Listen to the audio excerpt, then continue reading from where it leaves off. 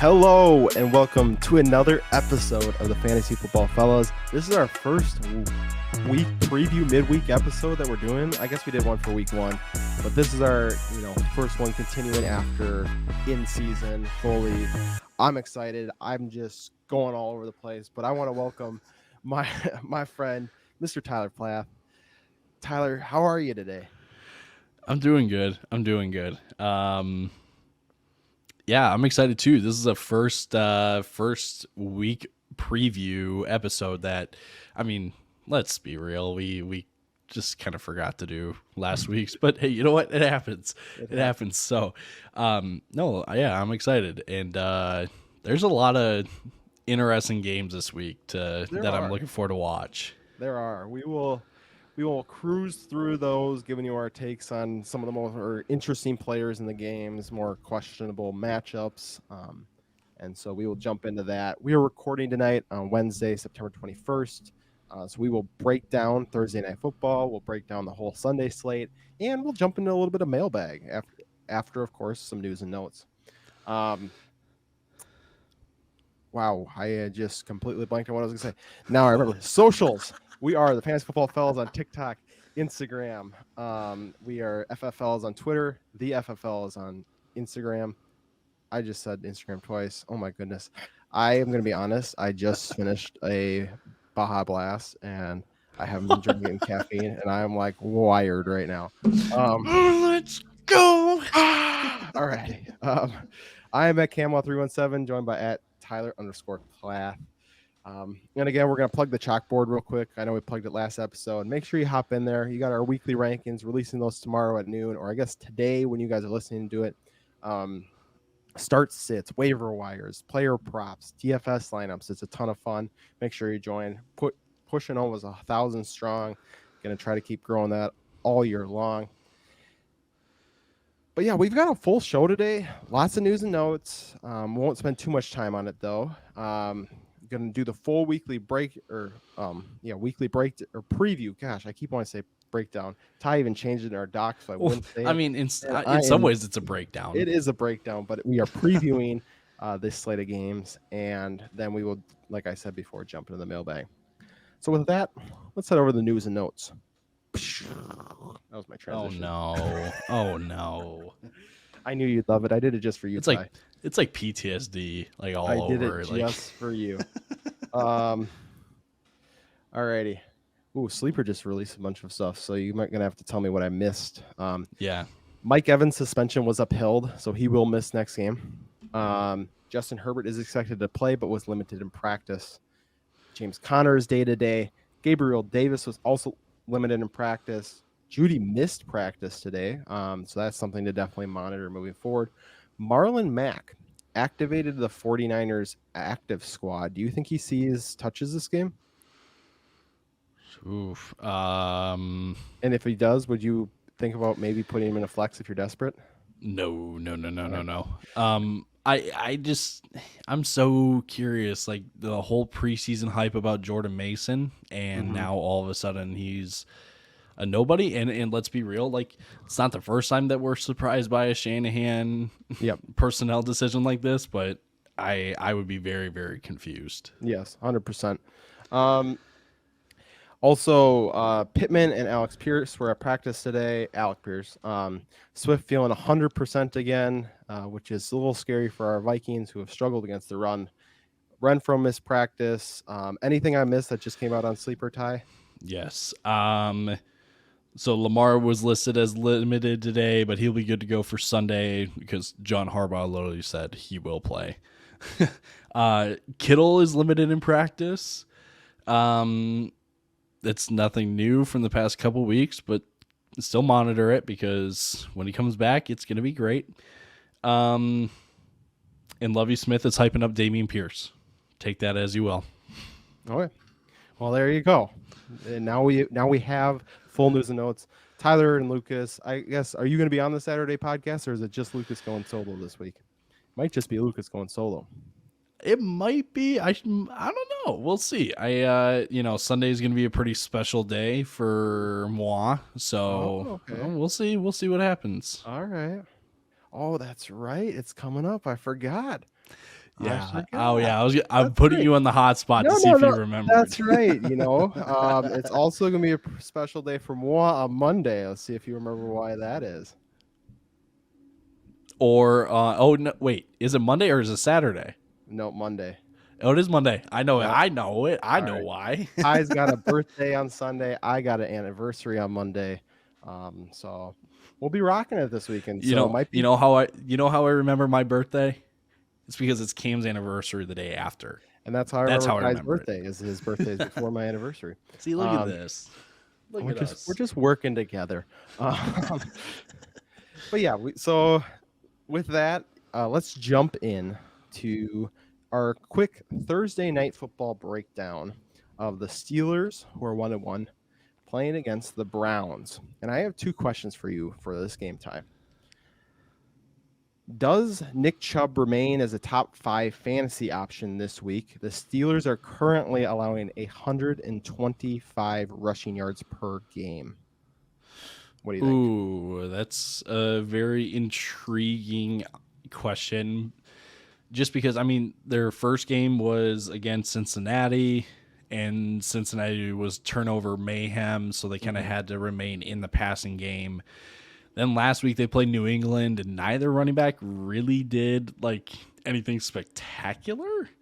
But I think I don't know. Like, you would think this is a Nick Chubb game, but I feel like this is where Kareem Hunt steps in, right? Like when it feels like it's a Nick Chubb game, it's going to be the Kareem Hunt show, and when it's a Kareem Hunt game, it's going to be the Nick Chubb show. You know what I'm saying? Yeah. Like, it's not as simple as that, but that's what it feels like. Yeah, I would agree. I got Nick Chubb as a top 10 option this week. I mean he's definitely a touchdown threat. He'll put up at least 5 yards per carry, but I don't know if I'm ready to say top 5. On the other side of the ball, we have Naji Harris, who has been somewhat disappointing this season. He has been disappointing this season if you draft him in the first round. The Browns are 4th best team against the run so far this season.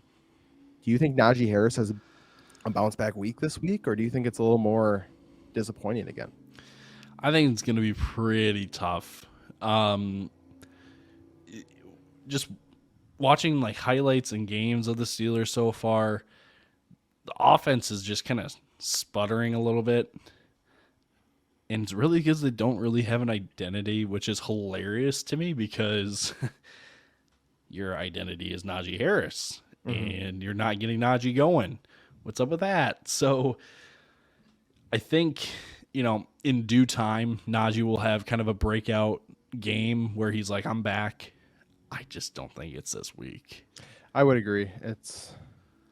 I don't think it's me this week. I think it'll be a solid week for Naji. I still think he's a top 15 option this week. I think they start getting him more involved in the passing game. But as far as efficiency goes, I just don't see it. So, question for you. Okay. Do you see Nick Chubb finishing higher than Naji or Naji finishing higher than Chubb? I got Chubb higher than Naji this week. Interesting. I do like the matchup for Chubb. Like I said on our last episode, I like Chubb these next 2 weeks. After that is where, I'm not as excited just because he's got some tougher matchups. And obviously this week could be the Kareem Hunt week, like you said, and Nick Chubb could finish much lower. Last thing, as far as Deontay Johnson or Amari Cooper, who would you rather have in this game, fantasy-wise? Yeah, give me Deontay. I know the Steelers offense is going through some issues right now, but the one constant is Deontay Johnson. And he's gone 12 and 13 in the first 2 games this year, so it's not a whole lot of points. But Amari literally, he didn't goose egg week 1, but he pretty much goose egged week 1, and then he had a big game week 2. I'm not sure that happens again, so I lean Deontay, but I can understand Amari. I can understand an argument for him. Yep, I would agree. I definitely lean Deontay too. I mean, Amari had a great last game. I don't know if that continues into this week. But now we can move on to the games for Sunday and Monday. Again, if we went in depth on every single game, this would take 4 hours. So we will move quickly through the games. But we'll answer the questions that we know you're going through, questions that we're trying to wrestle with ourselves before these games. So let's start with New Orleans at Carolina. Obviously, both stud running backs in this game, Alvin Kamara and Christian McCaffrey, have been not quite living up to expectations, we should say. Kamara missed last week, had a rough week 1. McCaffrey's averaging 16 points a game, but if you took him first overall, you're expecting more. Are you expecting full force both of these running backs to do well? Are you higher on one than the other this week? How are you feeling about these running backs in this matchup? I don't know. Like, Carolina is in a steam pile of garbage right now because Matt Rule is just not the right coach. Mm-hmm. He needs to go. And the Fox had a stat during the Giants-Panthers game where he is 1-24, I think it is, when allowing more than 17 points. Mm-hmm.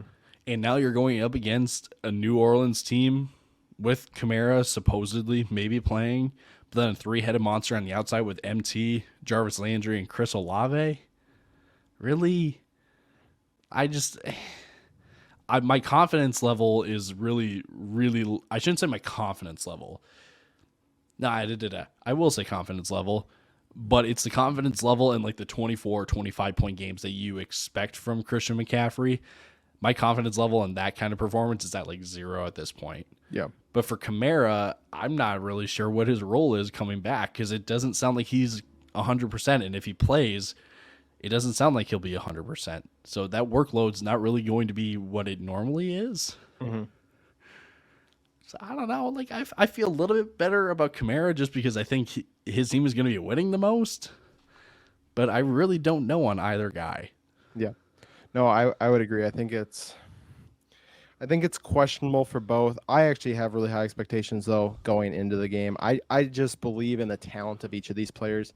I think they're going to pop, kind of come back a little bit. McCaffrey saw 5 targets last game. You got to think they start giving him more.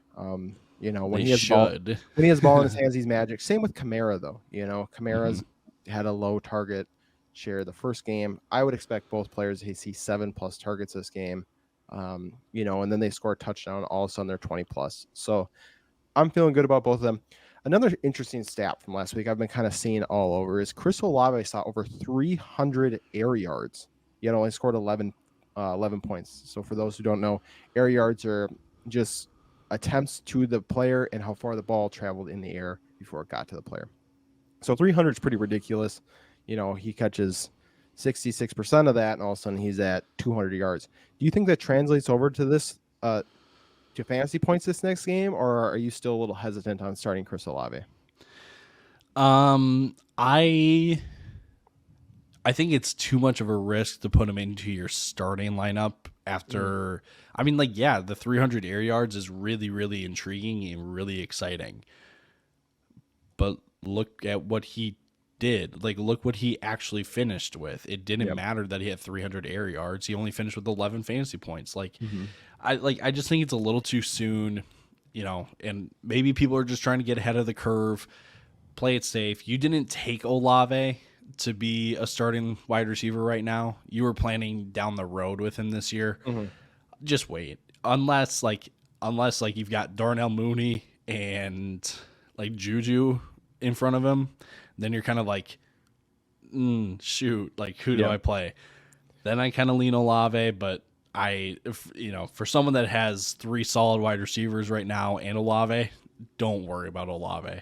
Yeah, no, I agree. Next, we got Houston at Chicago, probably the best game of the week. Just kidding. I don't think many people are going to be viewing this one. This should be a get-right game for both offenses. Both defenses have been putrid. Chicago's given up almost 200 rushing yards per game so far this season. Houston's not far behind them. I really like David Montgomery in this matchup. They proved last week that they're going to just ride David Montgomery. He's gonna get a ton of attempts. He scores a touchdown last week, and you're feeling really good about him. Tyler, is there any hope though for the Bears receiving options in this game, or are we just counted him out for the rest of the season, no matter who they play? Well, I feel like being a get right game for both offenses. This is a get right game for Justin Fields and Yeah. Darnell Mooney. Yeah. This is like one of the better matchups for them to get back on track. But again, like, you can't play them just because you've been burned twice already. So, I mean, for that being said, with Chicago pass catchers, I don't know, you can't trust them. You can't until you see a game. So I don't know. You've got to have a plan B if you've got Darnell Mooney, or, like, you know, a guy that we were high on, Cole Kmet.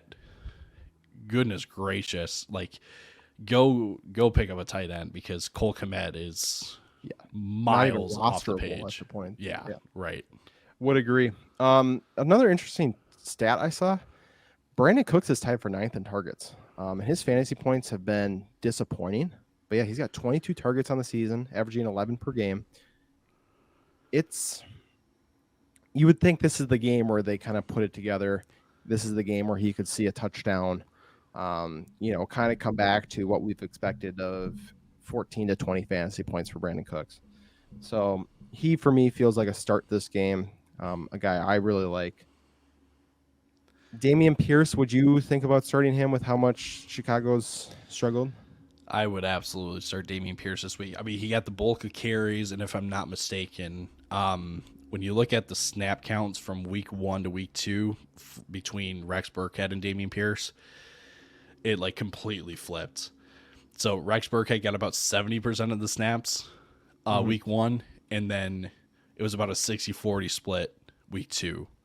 So I don't know if this is a changing of the guard already for Houston, but like I mentioned earlier, Lovie Smith was hyping up Damien Pierce after practice today, and he got all, you know, bulk of the carries last week. I don't know. I feel like this is going to be a good game for Damien Pierce. Yeah, I would agree. He's a guy that if you know, your RB2 is like Ramondre Stevenson, I would lean Damien Pierce this week. If you're in a deeper league and need somebody, I would not be afraid to put in Damien Pierce. Moving on to the next game, we got Kansas City at Indianapolis. I'm going to be honest, Ty, this feels like a Kansas City at Arizona type of game for me. This could be the game that we see the end of Frank Reich in Indy, honestly. Yeah, I think Indianapolis could get embarrassed this week. With that, both of us feeling that way. Kansas City about to go nuclear. Is there any wide receiver outside of Juju Smith-Schuster that you're feeling confident enough to start, or are you just staying away from all their pass catchers not named Juju, Travis Kelce, or CEH? I mean, I think the only 2 wide receivers at this point that are rosterable is Mecole Hardman and Juju Smith-Schuster.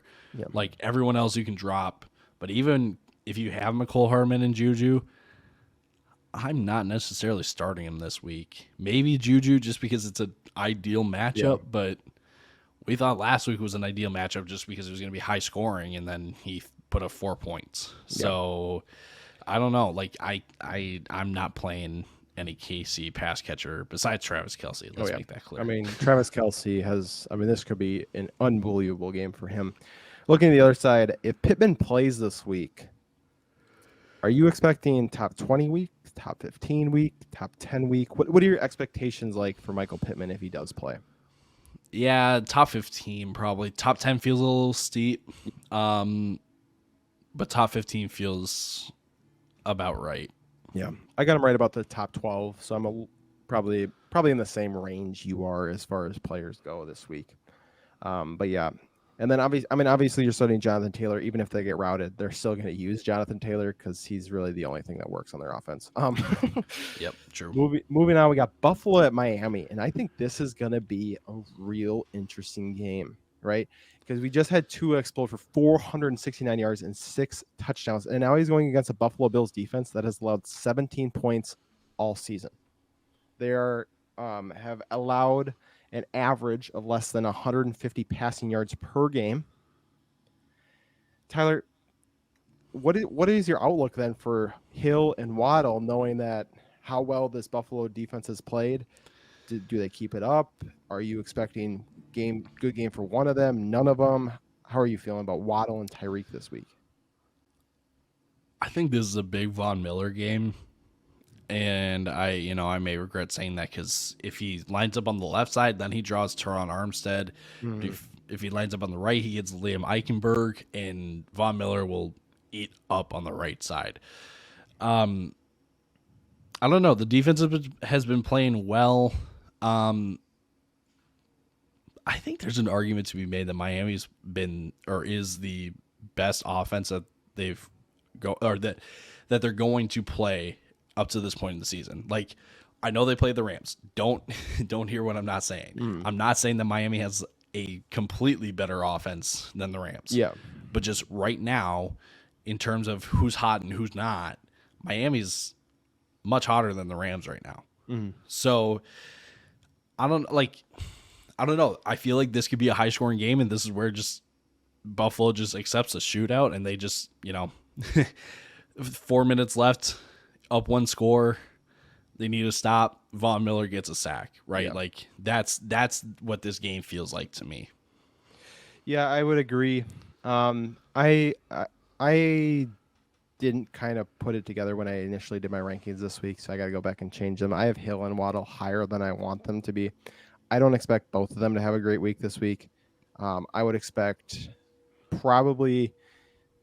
I would probably expect Waddle to take over a little bit more this week because I think they're going to have to try some more underneath things, and they're going to use Tyreek to try and push the safeties back like they did against the Ravens. But the Bills just feel like so much better of an offense or defense. On the offensive side for the Bills, Gabe Davis plays. You're starting him. You're obviously starting Diggs and Allen. I don't think there's much more to say. I would not touch the running backs. I don't know if you would.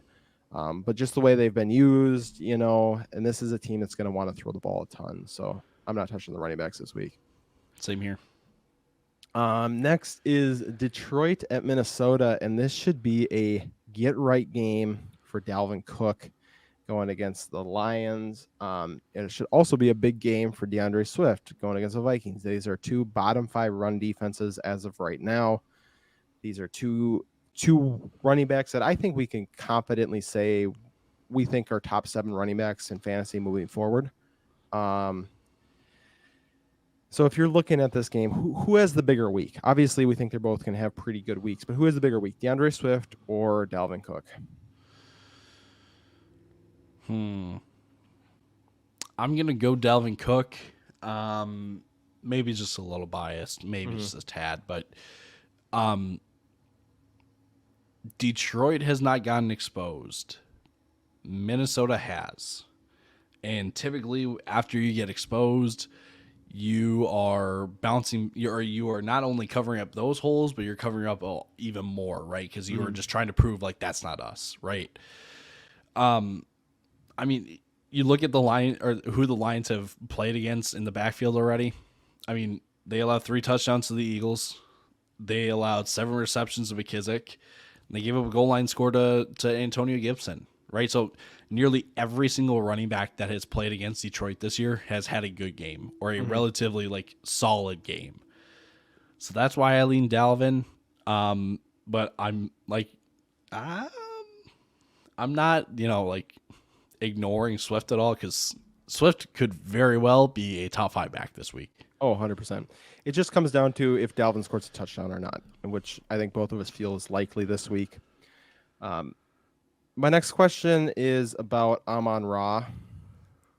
Do you have him as a top 10 option this week? Yeah. I do as well. I have him as my wide receiver 9 right now. And it just, after what he's been doing since week 13 last year, it just feels hard not to. Vikings just got absolutely lit up in the secondary by Jalen Hurts.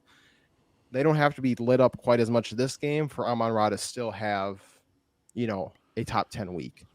That's kind of where I'm thinking, because where Goff's looking. He's looking to Swift. He's looking to Amon-Ra. And then after that, it's kind of a crapshoot. So I do have that kind of faith. The other player I want to ask you about is Adam Thielen. I was looking at stats because for some reason I had in my head that Adam Thielen was a Detroit Lion killer. And the opposite is true. Did you know Thielen hasn't only scored over 15 fantasy points once in his career against the Lions in, I think it was 11 career games. And that was back in 2017. He hasn't scored only once. He hasn't scored over 15 fantasy points against the Lions PPR since then. Do you think we see a little bit of a bounce back week for Thielen, or are you riding Jefferson and Cook this game for the Vikings? Man, the the Vikings offense feels exactly the same as the Rams from last year, where it was the Cooper Kupp show. Darrell Henderson was getting off to a decent start, so that helped because, I mean, with Minnesota, it doesn't really feel like there's another guy stepping up with Jefferson, but that's another discussion for another time. But I don't know, like Justin Jefferson, Cooper Kupp, Adam Thielen, Robert Woods. Tell me the difference. It's like that Spider-Man meme, right? You're like, huh? You, right? Like, it's at least the wide receivers, they look like carbon copies of how things started off last year for the Rams. So this week, dare I say I'm benching him, and we're going to talk about a buy low. We're going to talk buy low later in the mailbag. Wait this week, because if Thielen has another bad week, go buy low on Thielen, because we saw what happened with Robert Woods when he got it figured out. Mm-hmm. That could happen with Thielen too. Yeah, 100%. Moving on, then we got Baltimore at New England. This should be an interesting game because it feels like whenever a team plays New England, it's just kind of a boring game. And right now, it doesn't feel like Lamar is going to play any boring games this season. True. Baltimore has the worst pass defense so far. They've given up 736 yards in 2 games. Obviously, giving up 469 yards to Tua doesn't help. But the game before, they played Joe Flacco. So it's not like they were playing an elite quarterback before this as well. Is there any hope for Mac Jones and the pass catchers this game? Or is it just Jacoby Myers as a flex and you move on? Yeah, that's as far as this offense goes. I mean, the passing attack kind of plays to the strengths of the Ravens defense a little bit, where there's not really a guy to take the top off the defense. That's why true. Waddle and Hill had such great success. So you get them playing a little more up. Jacoby Myers is going to be the one guy that gets any kind of solid usage. Yep. New England historically tries to take away the best option on your passing attack. As far as Mark Andrews and Rashad Bateman go this week, are you worried about either of them, or do you continue to trust them this week? Oh, I still trust them. I'm not expecting a game more than, I'm not expecting more than 15 points from Andrews this week. So it's still going to be a relatively good week, right? Because it could be 5 catches for 50 yards. That's 10 points. Yeah, and then you score a touchdown. Right. But, I mean, for Bateman, I don't know. Maybe Baltimore sets up the play action, and Bateman gets a deep bomb for like a 60-yard score. Like, that's how it could be.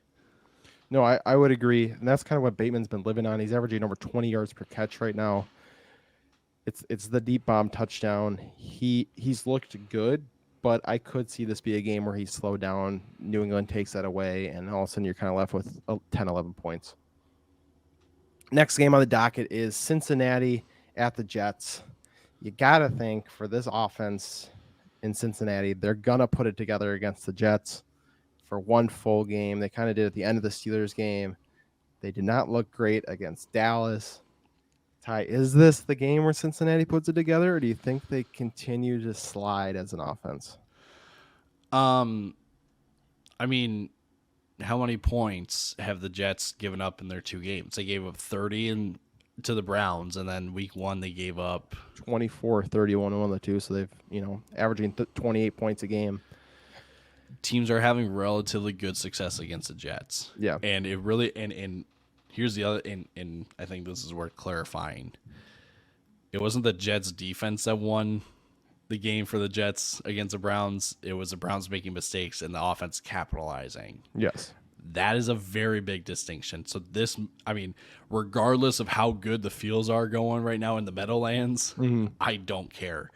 Cincinnati's coming in. They've got just a bad taste in their mouth. Yeah, you would think. Mixon's a start, Chase is a start, Higgins is a start, Burrow's a start. You have to still start all the Bengals guys 100%. because you know what they're capable of. Yes, you know the ceiling.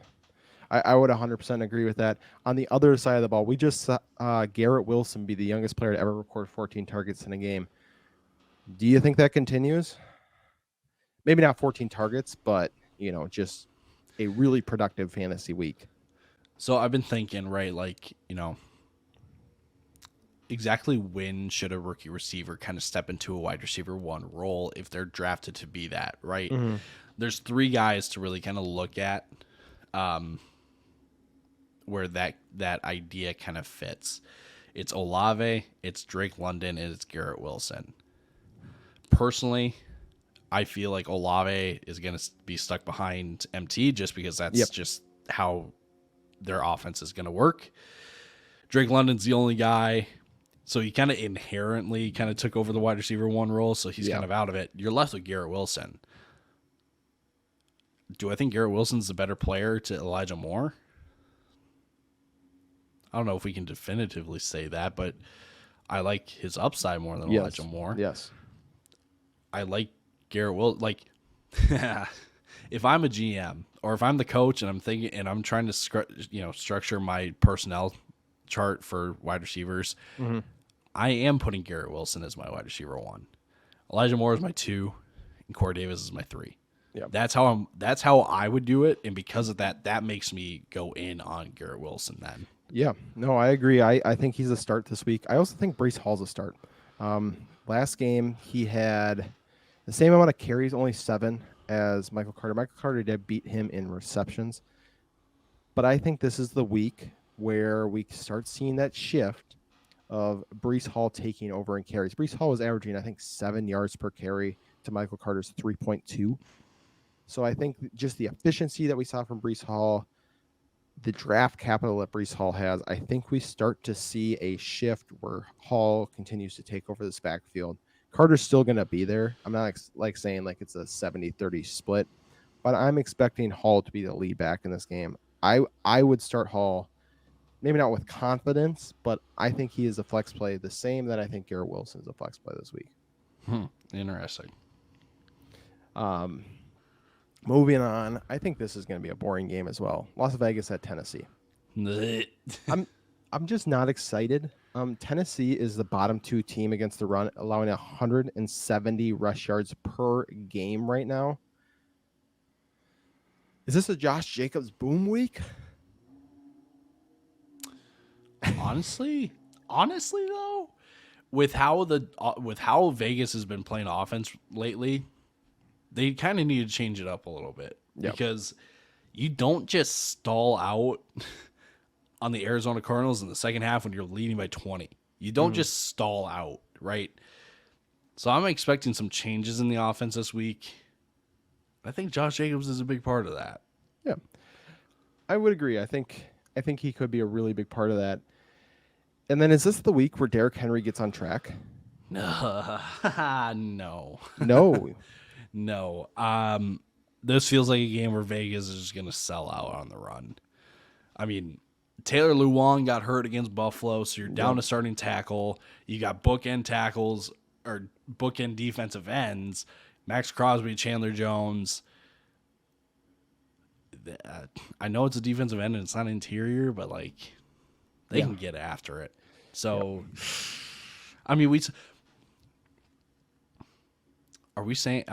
can we say that Tennessee's offensive line is playing at the level of Arizona's offensive line at the moment? They're probably similar, yeah. We saw what Vegas did. Yeah. And they shut it down, so I think he's going to have a decent week, but I don't think it's going to be otherworldly. I mean, he should have a good week. I think he falls into the end zone. That's kind of the way I'm going to put it. Yeah. Yep. Philly at Washington. Carson Wentz, I've said it a couple times on some videos that we put out, but he's on a pace right now of 5,400 yards and 60 passing touchdowns. I'm sorry, I don't care how good you think Carson Wentz is. That's going to come down considerably. And the usage that we've seen, he's spread the ball around. He's given in McKissick 7 targets. Dotson's been pretty good. I got a little fly flying around me right now, right around my mouth. We got Curtis Samuel seeing 8+ touches 2 games in a row. For me, that makes McLaurin my biggest sell in fantasy football right now, because if the production is going to come down, Wentz is showing that he's going to spread the ball around. I don't see a path then for McLaurin to take over as a top 15 wide receiver moving forward, and I think a lot of people still see him like that. So I think you sell him now before kind of the wheels start falling off. Philly proved they're a very good team. And so I could see them dominating Washington this week. I don't know how you feel about any of that, but those are my thoughts right now on Washington offense and Terry McLaurin. I think, to just clarify, everyone thought of McLaurin as a top 20 option this year, myself included. I don't think I can put him inside my 25 anymore. That's not saying, and it's not, and what I'm trying to say is he still has value, but it is not the value that you drafted him for. Yes. That's why he is a sell now. That's why it is a, like, it's not a panic by any means, but it is a, like, we have to lower expectations because he's not going to live up to the hype of draft season. Yeah. He's not Darnell Mooney, but he's, like you said, he's just not going to live up to the hype.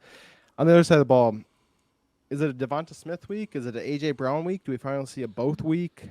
What are your thoughts on that?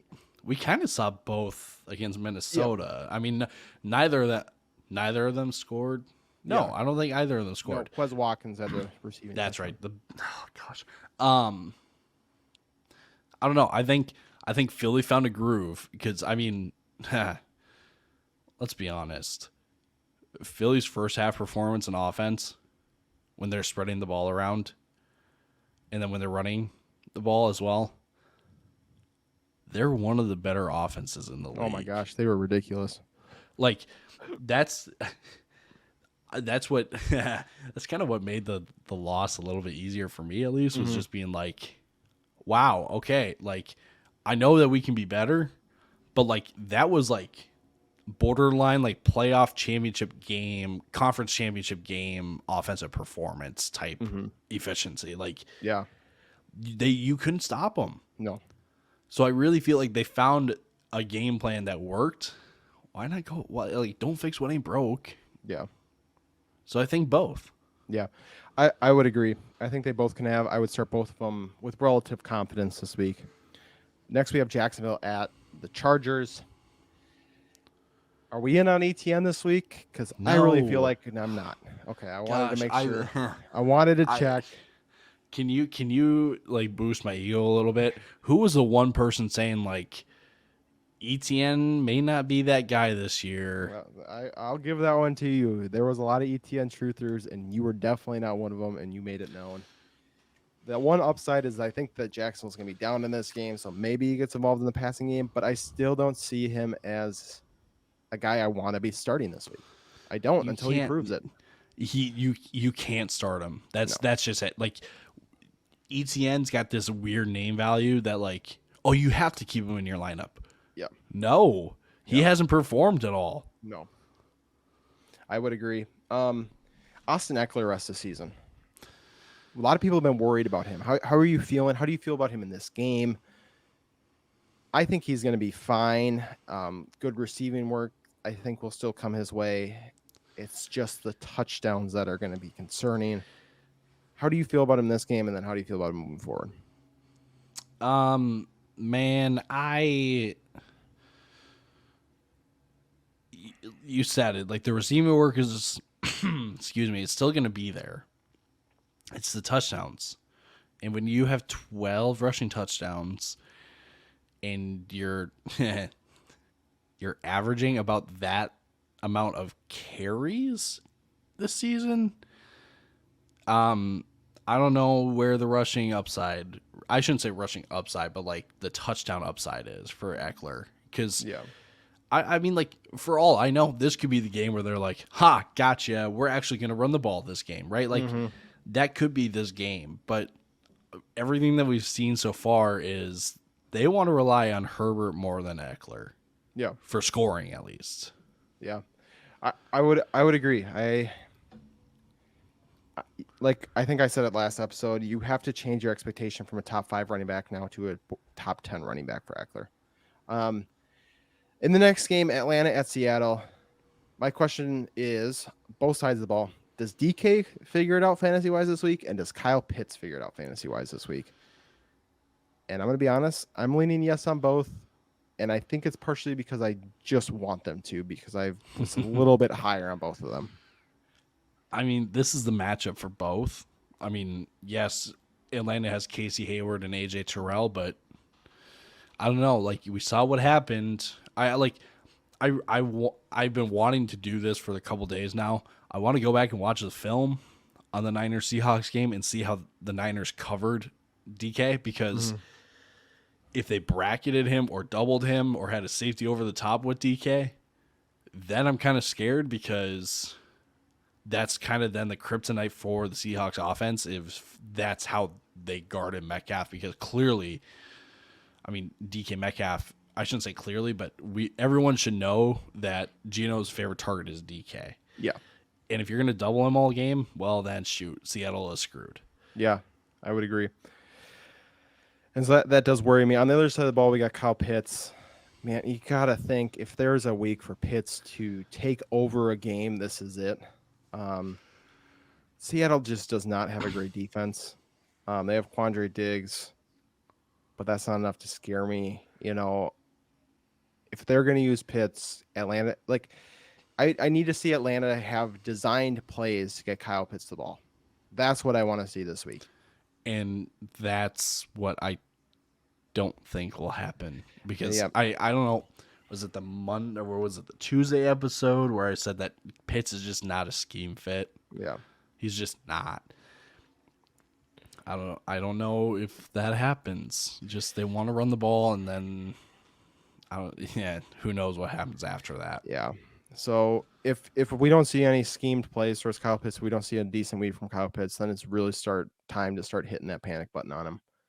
I mean, here's something. Kyle Pitts still has the Kyle Pitts kind of name potential, right? Mm-hmm. If you can flip him for someone, I'd do it now. Yes. When there is the intriguing matchup, when it is the right opponent, right? Like, get in front of the curve a little bit and move him when you can. Yeah, I would agree. Los Angeles Rams at Arizona now. Tyler, here's a would you rather. Allen Robinson or Marquise Brown in this game? I gotta lean Marquise Brown. I just think this is a high-scoring game, and for whatever reason, Matthew Stafford would rather target Tyler Higbee than Allen Robinson. That's how it's been the first two games, and to me, that's asinine. Yep. Like, I don't get it. I don't understand it, and because of that, I have to lean Marquise Brown. Yeah, I would agree. On that one, Cooper Kupp over or under 36 fantasy points this week. Under. I think he could hit the over. Are you touching either Rams running back? No, I need to see a week, because week one it was the Darrell Henderson show. Then the reports were coming out that Akers was surprised by his usage. Then week two comes around and Cam Akers gets more carries than Darrell Henderson, but Henderson gets a touchdown. I need a week. Yeah, I might need a couple weeks. I am out on them as well. Next, we got Green Bay at Tampa Bay. And man, I don't know if Green Bay is going to be able to score points in this game. Tampa Bay's biggest thing is against the run. Allen Lazard, limited in practice. Christian Watson, limited in practice. Both those alerts just came out. That's why we didn't mention it earlier. The rest of the passing game has not looked great for the Packers. They rely on these two running backs. How worried are you about the Packers' offensive weapons? I feel like you still have to start Aaron Jones for sure. I'm 90% sure you're still starting A.J. Dillon. But how worried are we about the Packers' offense this week? I'm worried more so because Tampa's defense is the best in the league. Like, Tampa creates turnovers, they get pressure. They don't even, and like Todd Bowles, you know, he schemes up man coverage, heavy blitz packages, right? Mm-hmm. If they do that, Green Bay's screwed. Yeah. Like they're screwed. Yeah. These wide receivers aren't beating anyone one-on-one. No one on Tampa, that's for sure. No. And then on the other side of the ball, we mentioned earlier Mike Evans out for the week with a suspension. Who's the biggest beneficiary of that on Tampa Bay right now? I honestly think it's Julio Jones. Because when the Bucks lost, sorry about that if you can hear that. When Mike Evans went out of the game, I thought it was Russell Gage time. Nothing. Literally nothing. Brashad Perriman got the touchdown score. I feel like it's Julio Jones, and if it's not Julio Jones, then it's Leonard Fournette. And that was where I was going to go with it. I think it's going to be Leonard Fournette. I think he's going to get a ton of receptions this game. They're going to kind of work him back into that receiving game. So, yeah, I'm high on Leonard Fournette this week. 2 more games. This is our Sunday night game. I don't know why they keep putting this team on prime time, but it's San Francisco at Denver. San Francisco by 1 million. Is Russ back this week, or are we still out on Russ? No. I will not entertain anyone that says this is the week that Russ is back, because clearly they do not watch the games and they are just going based on matchup. Yep. That's just it. If anyone's out there trying to get ahead of people saying this is the week that he breaks out, I'm not listening to you one bit. I don't care if you're right. I need to see it with my 2 eyes before I actually say he's back. As far as Sutton, then, do you have him as a top 15 option this week, or do you think Russ is just going to put a damper on that for Sutton? Man, San Francisco can take away a team's top receiving option. Yeah, I mean, they took away DK, but Tyler Lockett popped off. I don't really know, and to be quite honest, it really depends on if they can protect Russ, because that pass rush can get after it. I don't know if they can protect Russ. Yeah, I have Sutton as top 15 option. I don't know if how well Judy's going to be, or healthy Judy is going to be coming back, so that plays into it. But yeah, I'm concerned. He's one of my top 15 options that I am concerned about. On the other side of the ball, is it fair to expect the 49ers to kind of return to the form that we saw in weeks 9 through 18 last year, which had Debo as wide receiver 4, Jimmy as quarterback 11, Ayuk as the wide receiver 16, and Kittle as the running back or tight end 12 in that time frame? Do you think they kind of return to that? That's kind of what I'm leaning. I'm not saying that Kittle's back to tight end 2, quite that high, but I feel like they have to use Debo in the run game.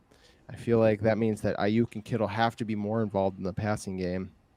I don't know. I want to hear your thoughts on that, because that's where I lean, but I could obviously be wrong on that.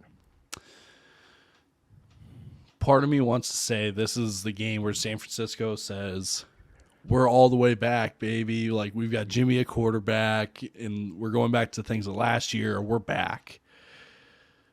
The other part of me says it's Kyle Shanahan, and he's too stubborn and too arrogant to go, oh, wait, I've got decent options on the outside. Let's just run the ball. That's my worry. Yeah, I could definitely see that happening as well. My thing is, I just don't trust Jeff Wilson to carry a team's rushing ability. I know he's been decent for fantasy, but doesn't look great carrying the ball. So maybe it's just a huge Debo week where he is just involved all over the place and they just use Debo. That could definitely happen. Last game of the night, Monday Night Football, Dallas and the Giants. Is there any pass catcher in this game you're even looking at other than CeeDee Lamb? Noah Brown, potentially. Michael Gallup has a chance to play, so if Gallup plays, then I'm out on Noah Brown. For the Giants, no one. Like, Sterling Shepard is clearly their guy, or is clearly penned in as a option for them, but they're rotating guys. Yeah, I'm not taking a stab at any of them. I would agree with that. And then I'm gonna save talking about the next question for our mailbag, because it was one of the questions that we had, and that is, so we'll jump into our mailbag questions here. But the first question: How panicked are you on Zeke right now?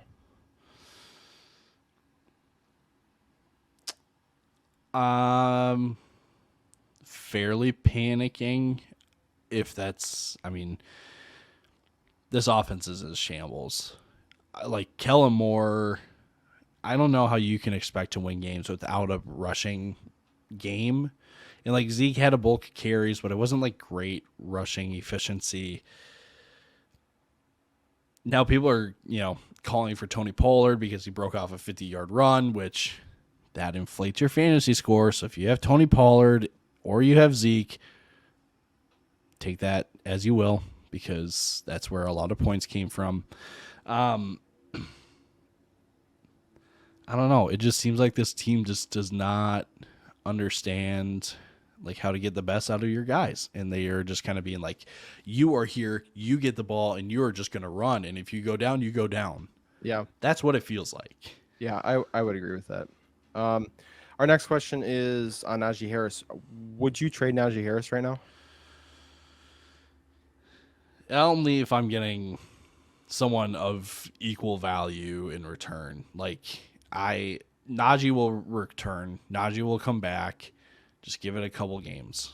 Yeah, I would agree. That's what I said. As long as I'm getting a top 7 running back in return. As far as buy lows, who's your favorite buy low right now? I think it's a tie really between Thielen and Zeke. Okay.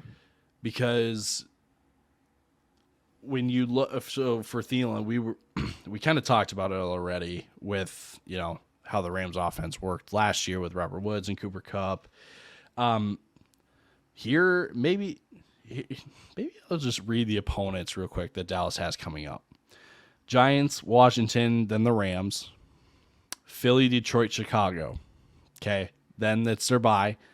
But 5 out of the 6 games are against teams that just give up points to fantasy or points in fantasy to running backs. Mm-hmm. After the bye, they go Green Bay, Minnesota, the Giants, the Colts, the Texans, the Jags, Eagles again, Titans, and Washington. Like the schedule that the Cowboys have is very, very nice for the running backs. So I say Zeke.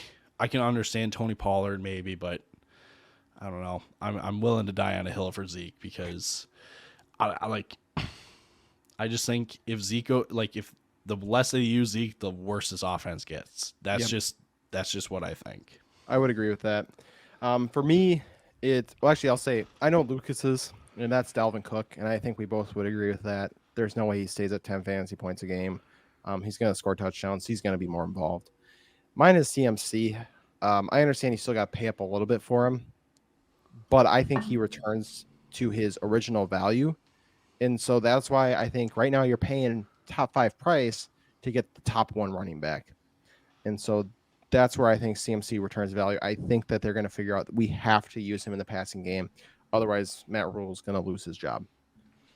That kind of leads us into our next question. We were optimistic on Thielen coming into the season. How have we changed on that? Or do we still feel like he's a top option? I feel slightly like he's kind of decreased in my rankings, but I still view him as a top 30 option. Yeah, I'm the same as you. Like, I think we kind of overestimated just how immediate of a role he'll have in the offense. Mm-hmm. But you know what he brings to the offense, and the second that teams start bracketing and doubling Justin Jefferson, you know that Thielen's going to be open on the other side of the field. Yep. That's how I feel. Yep. Yeah, I would agree with that. I think, as the year goes on, we kind of saw it with Robert Woods last year before he got injured. As long as Thielen stays healthy, Robert Woods was a top 15 option before he got hurt. It takes a little bit of time for Kirk to look somewhere other than Jefferson. But I think it'll happen. And our last question in our mailbag is, what has been the best surprise and the worst surprise so far this fantasy season? I got mine ready to go. And my best is I was pushing a really pro Ravens agenda between Lamar, Rashad Bateman. Obviously, I was pushing J.K. Dobbins before I understood that, he wasn't going to be back in time, and Mark Andrews. And they've shown up. And so that's been a nice surprise, to see that fully come in. And I think the worst surprise for me has been, we kind of talked about it earlier, but DK Metcalf and Kyle Pitts. and just how disappointing they've been. So I would say that's been the worst, and then Pro Ravens agenda has been the best. Man, I think the best surprise for me is the mid-round wide receivers, and like specifically Christian Kirk and Amon-Ra St. Brown. And I think the worst surprise is honestly like first and second round running backs. Yeah. Like, I mean, the whole reason why you draft running backs early is because there is such a short supply of running backs, and good running backs at that. It does not feel like the good running backs have showed up this year. And I know there's a couple, and it feels like there's a couple that have, but the general consensus of running backs in fantasy football that are expected to kind of carry your team a little bit, right, with 15, 16, 17-point weeks, have not done so yet. Yeah. Yeah, I would agree. So with that wraps up our mailbag. Thank you again for tuning in to the Fantasy Football Fellas. Lucas will be releasing a Saturday episode with starts and sits, so make sure to tune in for that. If you want our weekly rankings, head on over to our Chalkboard. Link is in all of our bios. Again, we are the Fantasy Football Fellas on TikTok and YouTube, the FF Fellas on Instagram, FF Fellas on Twitter. I am Camelot317 on Twitter, and this is Tyler_Plath. Hopefully you have a great week 3. If you are 0-2, do not give up hope. If you are 2-0, but your team sucks, make moves, because you're not going to live off of fluky wins. Tyler, do you have anything to tell the people before we go? I'm really excited because as of 4:50 Central Time on September 21st of 2022, I'm projected to win my very first Dynasty matchup in almost a year and a half. So I am stoked, and don't kill my joy because I'm kind of riding this right now. So gotta love it. All right. With that, deuces, and we will see you on Saturday, or at least Lucas will. Deuces.